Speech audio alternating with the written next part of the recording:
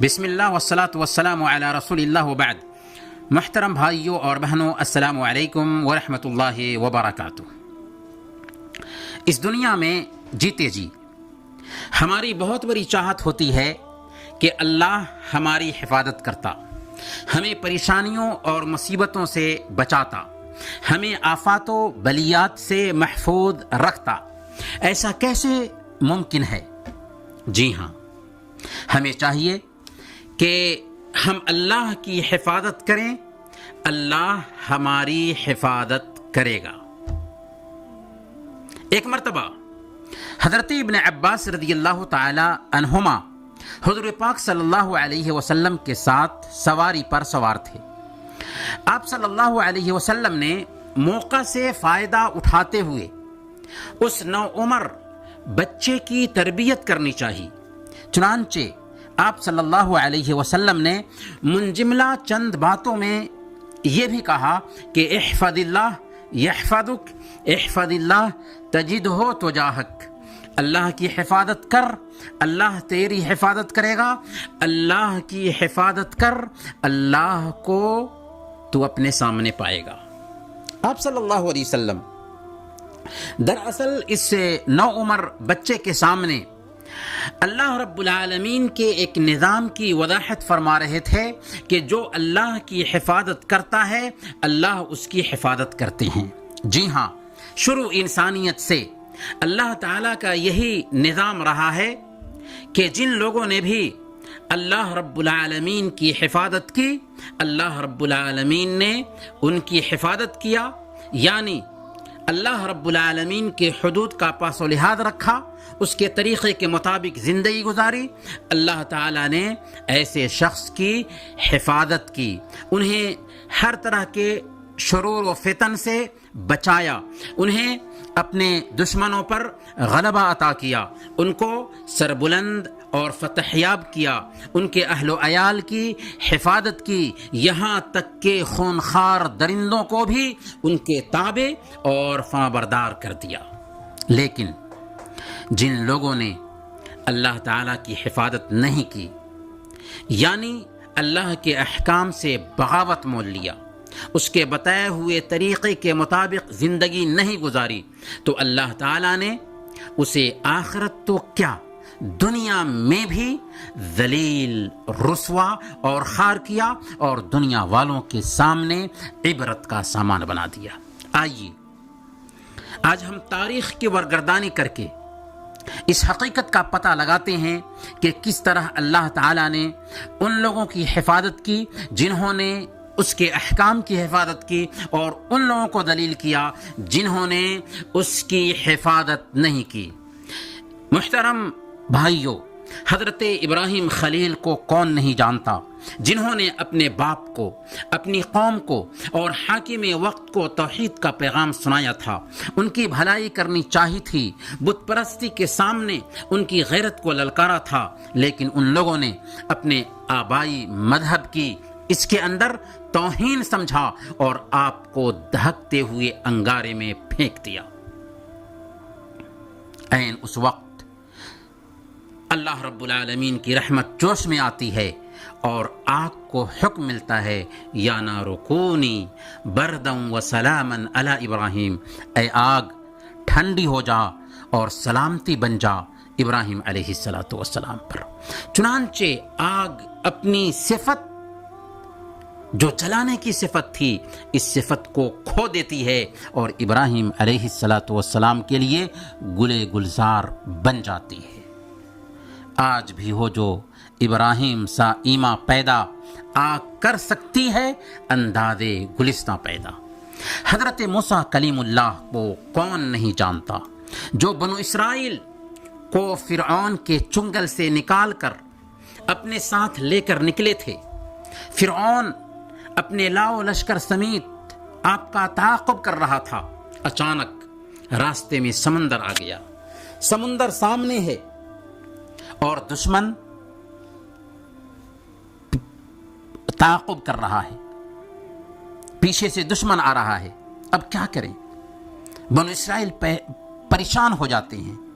موسیٰ علیہ السلام سے کہتے ہیں انا لمدرکون، اب ہم پکڑ لیے جائیں گے۔ اس وقت موسیٰ علیہ السلام کہتے ہیں کلا ان معی ربی سیہدین، ہرگز نہیں، اللہ ہمارے ساتھ ہے، وہ ہماری رہنمائی کرے گا۔ چنانچہ اللہ کے کرم کا فیضان ہوتا ہے اور آپ کو حکم ملتا ہے اے موسیٰ اپنی لاٹھی سمندر پر مارو۔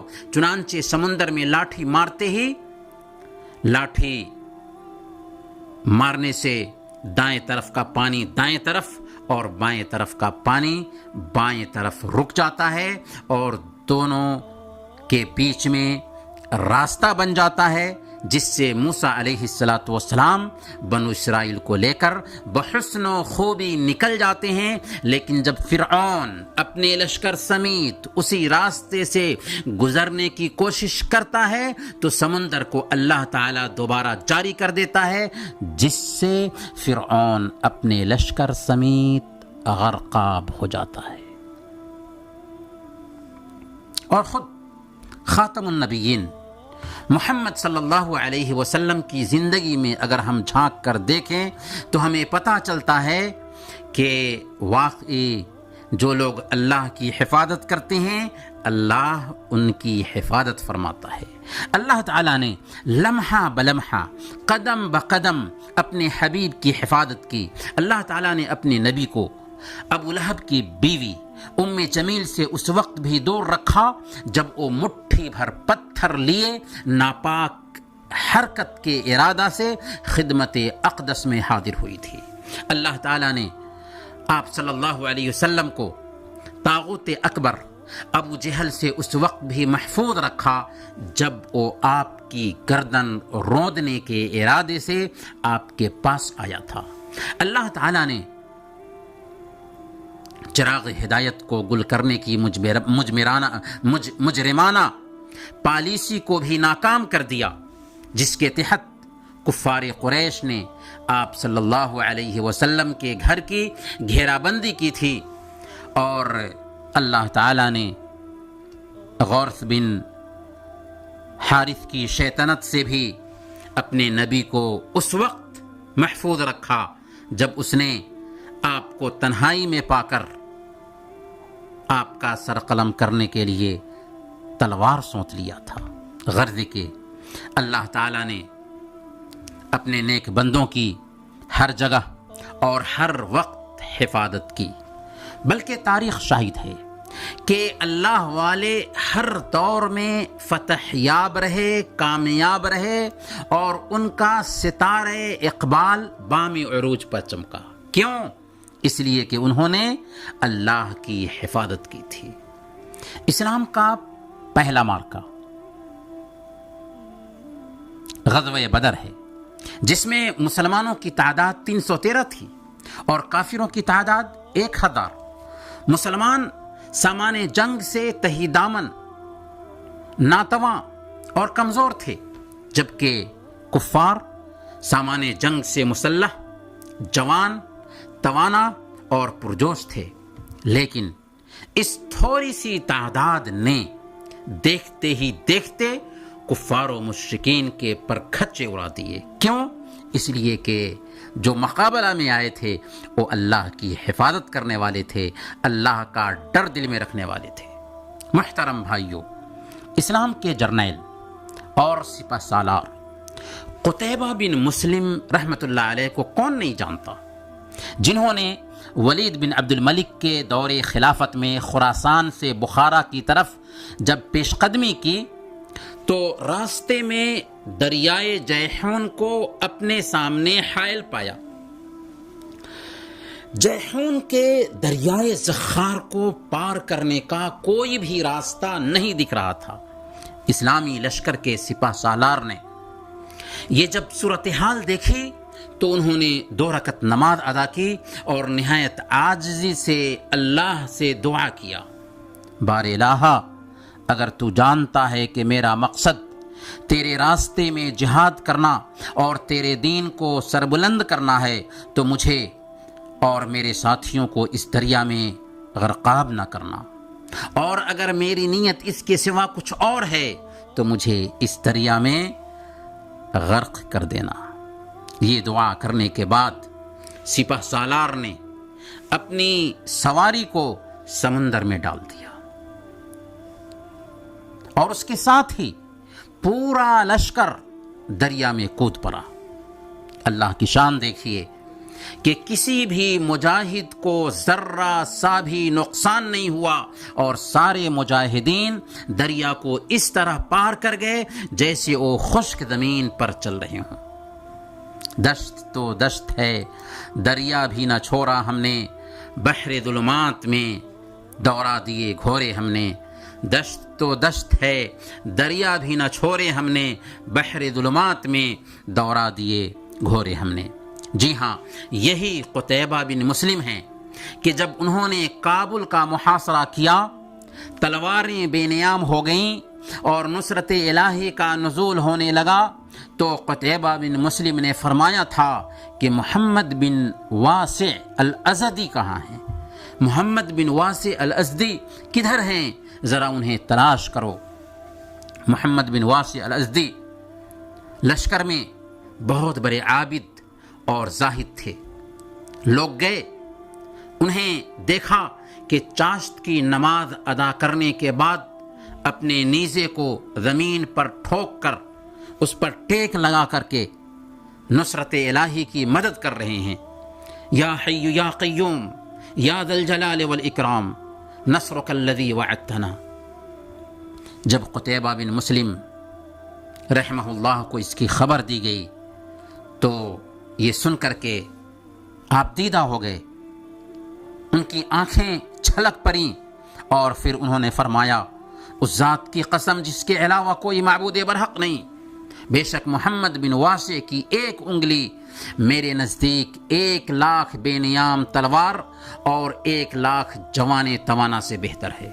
جی ہاں، جو لوگ اللہ کی حفاظت کرتے ہیں اللہ ان کی حفاظت کرتا ہے۔ جب ایک شخص اللہ کی حفاظت کرتا ہے تو اللہ تعالیٰ صرف اسی کی حفاظت نہیں کرتا بلکہ اس کے آل و اولاد اور اس کی ذریت کی بھی حفاظت کرتا ہے، اور اس کی زندگی میں بھی حفاظت ہوتی ہے، اور جب وہ اس دنیا سے چلا جاتا ہے تب بھی اس کی اولاد کی حفاظت ہوتی ہے۔ سورہ کہف میں موسیٰ اور خضر کے واقعے کے ضمن میں آتا ہے کہ دونوں چلے، یعنی موسیٰ اور خضر علیہم السلام چلے یہاں تک کہ ایک بستی میں پہنچے۔ بستی والوں سے ضیافت کی درخواست کی لیکن انہوں نے ضیافت سے انکار کر دیا۔ اسی بیچ بستی میں دیکھا کہ ایک گھر گرا چاہتا ہے۔ حضرت خضر علیہ السلام نے ہاتھ لگایا اور وہ گھر اپنی حالت پر لوٹ آیا۔ پھر حضرت خضر نے موسیٰ علیہ السلام سے گھر کو بنانے کا سبب بتاتے ہوئے کہا تھا، جیسا کہ اللہ تعالیٰ نے سورہ کہف میں بیان فرمایا، وَأَمَّا الْجِدَارُ فَكَانَ لِغُلَامَيْنِ يَتِيمَيْنِ فِي الْمَدِينَةِ وَكَانَ تَحْتَهُ كَنْزٌ لَهُمَا وَكَانَ أَبُوهُمَا صَالِحًا فَأَرَادَ رَبُّكَ أَن يَبْلُغَا أَشُدَّهُمَا وَيَسْتَخْرِجَا كَنْزَهُمَا۔ یعنی دیوار کا قصہ یہ ہے کہ یہ گھر دو یتیم بچے کا ہے جن کا خزانہ اس دیوار کے نیچے دفن ہے، اور ان کا باپ ایک صالح نیک آدمی تھا، اس لیے تیرے رب نے چاہا کہ یہ دونوں بالغ ہوں اور اپنا خزانہ نکال لیں۔ سبحان اللہ۔ گویا کہ باپ کی صالحیت اور تقوی شعاری کی بنیاد پر اللہ رب العالمین بچے کی حفاظت کرتا ہے اور گھر کے مدفون خزانے محفوظ کر دیے جاتے ہیں۔ محترم سامعین، سورہ یوسف میں حضرت یوسف علیہ السلام کے قصے پر بھی اگر آپ غور کریں تو آپ کو پتہ چلے گا کہ 11 بھائیوں نے جلن اور حسد سے آپ کو کنویں میں ڈال دیا تھا، لیکن جسے اللہ رکھے اسے کون چکھے۔ کنویں سے حفاظت کے ساتھ نکال لیے گئے، عزیز مصر کے گھر پرورش پائے، اللہ تعالیٰ نے انہیں عزیز مصر کی بیوی کے جنسی پھندے سے بھی محفوظ رکھا، ملک کے خزانے کے مالک بنائے گئے اور تقریباً 80 سال کے لمبے وقفہ کے بعد اپنے باپ کی آنکھوں کا ٹھنڈک بنے، اپنے باپ کی آنکھوں کی ٹھنڈک کا سامان بنے۔ جو لوگ اللہ تعالیٰ کی حفاظت کرتے ہیں، اللہ تعالیٰ ان کی حفاظت کرتا ہے، ان کی اولاد کی حفاظت کرتا ہے، یہاں تک کہ ایسے لوگوں سے ساری مخلوق ڈرتی اور خوف کھاتی ہے، ان کے تابع اور فرمانبردار ہو جاتی ہے، یہاں تک کہ درندے بھی ان کے اشارے پر ناچتے ہیں۔ جی ہاں، درندے بھی ان کے اشارے پر ناچتے ہیں۔ یہ واقعہ سنیے، اسلامی لشکر کے سپہ سالار عقبہ بن نافع رحمۃ اللہ علیہ، جن کو امیر معاویہ نے 50 ہجری میں شمالی افریقہ کی مہم کا قائد بنا کر بھیجا تھا، بلاد مغرب کی مہم سے فارغ ہو کر جب صوبہ بیداسین کے وسط میں فوجیوں کے لیے چھاؤنی بنانے کا ارادہ کرتے ہیں تو وہاں پر میلوں تک گھنا جنگل اور دلدل علاقہ تھا، جہاں پر کیڑے مکوڑے تھے، خونخوار درندے تھے، بلکہ خونخوار درندوں کا وہ مسکن تھا۔ حضرت عقبہ جنگل کے قریب جاتے ہیں اور ہاں کے پکارے اعلان کرتے ہیں۔ کیا کہتے ہیں؟ اے سانپوں اور درندوں، ہم عرب محمد صلی اللہ علیہ وسلم کے اصحاب اور تابعین ہیں، تم یہاں سے چلے جاؤ، کیونکہ ہم اس جگہ پر اقامت اختیار کرنے والے ہیں۔ اگر تم یہاں سے نہیں گئے تو ہم تمہیں ہلاک کرنے میں آزاد ہوں گے۔ اس کے بعد چشم فلک نے دیکھا کہ تمام درندے اپنے بچوں کو اٹھائے ہوئے جنگل سے بھاگ رہے ہیں اور سانپ بچھو وغیرہ بھی ان کے پیچھے پیچھے جا رہے ہیں۔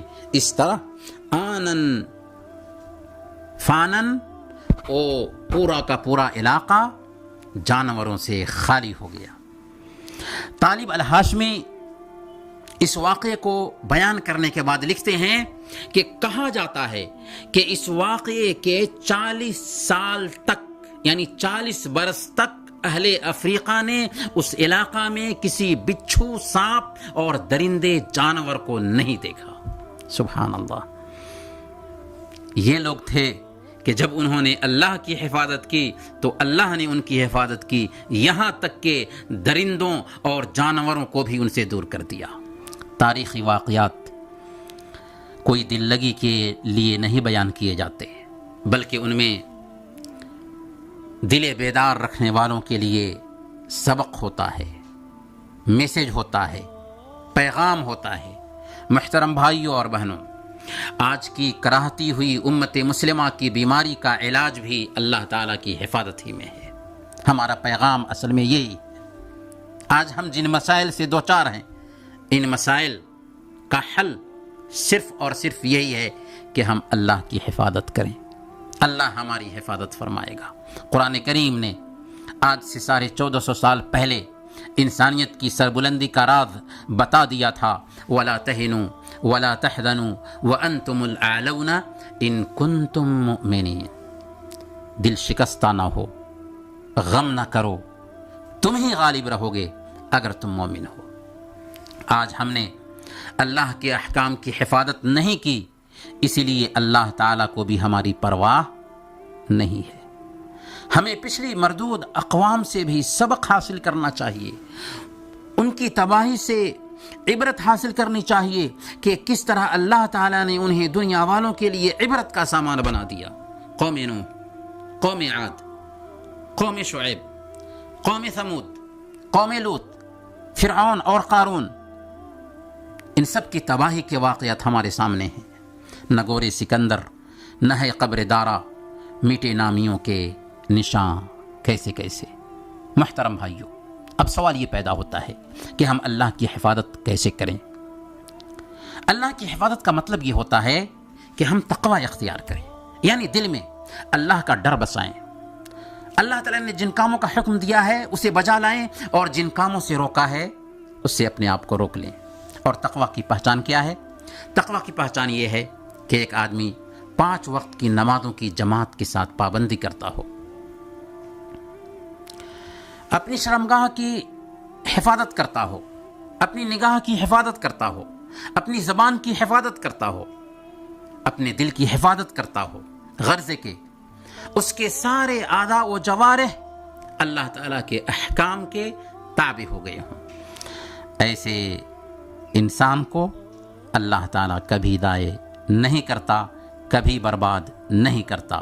اس لیے اگر آپ دنیا اور آخرت میں سعادت کے خواہش مند ہیں، سعادت مند زندگی چاہتے ہیں، تو اللہ کی حفاظت کریں، اللہ آپ کے بال بچوں کی حفاظت فرمائے گا۔ اللہ تعالیٰ کی حفاظت کریں، اللہ تعالیٰ آپ کو ہر مصیبت سے نجات دے گا۔ اللہ کی حفاظت کریں، اللہ تعالیٰ آپ کے سارے مسائل حل فرما دے گا۔ اللہ سے ہم دعا کرتے ہیں کہ اللہ تعالیٰ ہم سب کی حفاظت فرمائے۔ وصلی اللہ علی نبینا محمد وعلی آلہ وصحبہ اجمعین۔